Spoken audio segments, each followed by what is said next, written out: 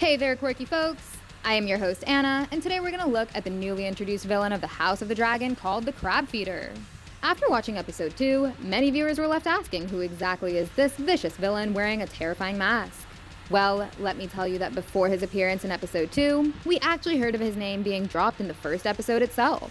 It was Corlys Velaryon, aka the Sea Snake, who specifically mentioned him. A man called Craghas Drahar has styled himself the Prince Admiral of this triarchy. They call him the Crabfeeder, due to his inventive methods of punishing his enemies. After this, we finally saw the horrifying look of Craghas Drahar, aka the Crabfeeder in episode 2. Actor Daniel Scott Smith is playing the part, and he seems to be a much bigger threat than he was in George R.R. Martin's book, Fire and Blood. Before other backstabbing villains of the show reveal their cards, the series is building up the Crabfeeder as a Night King-like villain. But who is this character? Does he possess enough strength to live up to the might of the Night King, or maybe stand up against dragons? Dragon!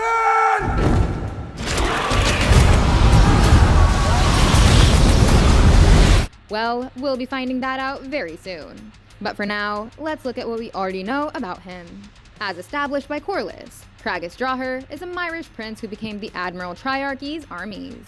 For those who aren't aware, the Triarchy was an alliance of 3 free cities, Myr, Lys, and Tyrosh, and Craghas became the leader of their armies.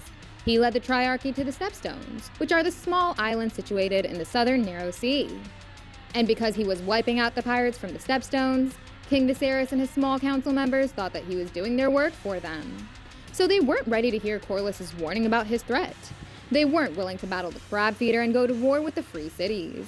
But you guys should be excited, because this guy is here to deliver a massive battle for us. As far as his appearance is concerned, he seems to have some sort of a skin disease that could be similar to Grayscale from Game of Thrones.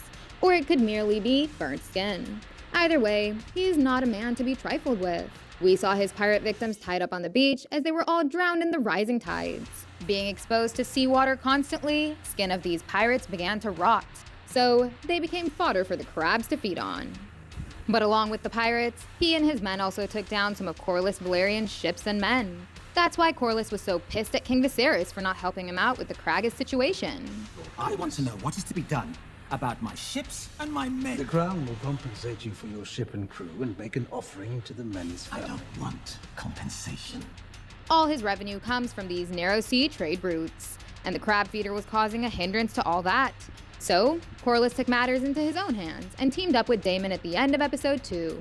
As confirmed by the preview of episode 3, Team Daemon and Corlys will be taking on the Crabfeeder very soon. Now, because this series is based on Martin's prequel novel, we already have an idea for what's going to happen with the Crabfeeder in the series.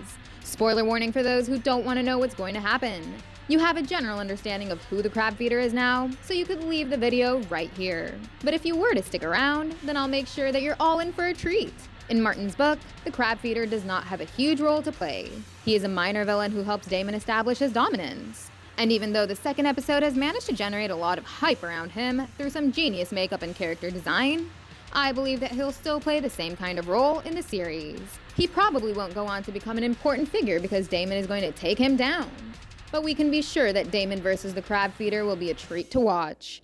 According to the books, Daemon and Corlys drive their fleets to the Stepstones, where the Crabfeeder has set up his new base, and they wage a private war against the Triarchy.